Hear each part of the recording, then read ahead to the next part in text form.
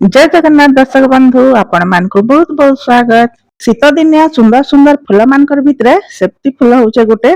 सेप्ती फूल देखबा के जते सुंदर लागसी तार बासना भी हमको सेतकी बेसी बढ़िया लागसी। आ एटा बहुत कलर रे मिलसी। गोटे गमला रे लगे देथिले बहुत टे फूल फुटसी और बहुत सुंदर लागसी जेतु हमको समस्त हमको हमर गार्डन रे सेप्ती गछ लगाबा के बहुत बढ़िया लागसी। बाकी आमे एफरु जदी रेडी नहीं करमा बोले पछके हमर बगीचा रे सेप्ती गछ ठीक से लगे नहीं हुए और ठीक से फूल भी नहीं फुटे। एतार चारा प्रस्तुत करबार लगी मैं गोटे एंता प्लास्टिक टॉप टे नहीं छे इथरे बाली भर्ती करी करी सेथरे मैं चारा प्रस्तुत करमे। चारा करबार लगी हेले हमको सब बेले हेल्दी प्लांट ही नेबा के पड़बा। देखुन मोर गछर कमलार सबु गछ केता पूरा हेल्दी हेल्दी हिकरी अच्छे।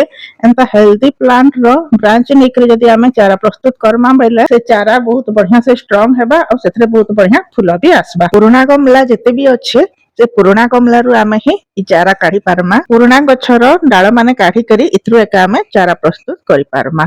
आ फर्स्ट टाइम काटी देला परे से पुराना गमला रे ही नुआ करी फेर जेते बेले ब्रांच आबा सेथरे भी बहुत टे शाखा बाहरबा और बहुत बढ़िया से सेथरे भी फूल आसी पारबा। जेन मानकर घरे पुराना गछ अच्छे से माने तो एंता करी चारा बाहर करि पारबे। बाकी जेन मानकर नाइ न से मानको नर्सरी रु किणबा के पड़बा। नर्सरी रे गछ मानकर रेट पूरा बहुत थिसी जेहेतु हमको बेसी पैसा देकरी किणबा के भल नहीं लगे। एथि लगी निजे एका चारा प्रस्तुत करी करी जदी लगामा बेले हमें बहुत टे गछ लगेई पारमा और हमर पाखे बहुत टे गछ भी हेई पारबा।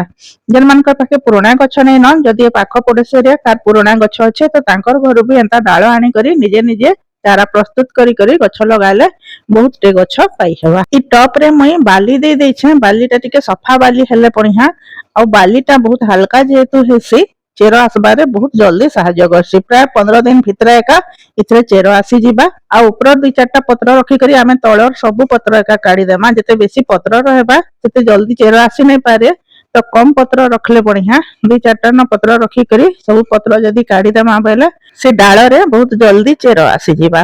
सेति लागि दु चारटा न पत्र रखमा और बाकी सब पत्र काढी करी आमे लगामा। बाली रे लगाले पानी भी बहुत जल्दी ऑब्जर्व करी पकासीटा आ माटी रे भी लगाले हेबा। बाकी माटी रो बालीटा बहुत बढ़िया बाली रे बहुत फल से चारा बाहरी पारे।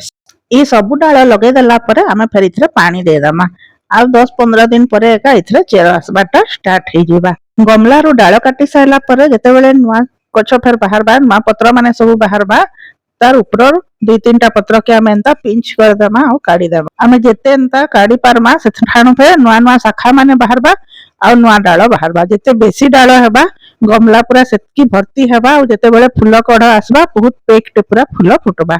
सेति लागि हमर गछ माने जेते बेले भी 6 इंच लेखे ही जिबा आमे सबु 2-4टा लेखा पत्र ऊपर टिपी टिपी पिक सब काढी देकरी ताके पिंच कर देमा बेले सेथरु बेसी बेसी टे डाळ बाहरबा और बहुत टे पूरा गमला भर्ती हेकरी फूल फुटबा। मई मोर सबु गमला रो पिक माने एंता पिंच करी दउछे। मोर पाखे 2-3टा कलर रही अच्छे इथर भाबुछे आउ केतेटा कलर ऐड करमी बोली। बाकी जेतेटा भी गछ अच्छे सब गछर पिक में काढी काढी दउछे बेले से जगह नुआ नुआ डाळ हेबा और नुआ डाळ रु फेरी नुआ नुआ गछ बाहरी पारबा। आमे जेते पिंच करमा सेते बेसी बढ़िया। बाकी एटा अगस्त लास्ट तक ही करमा तार परे हमर गछरे कोढ़ आसबाटा स्टार्ट हे जिबा।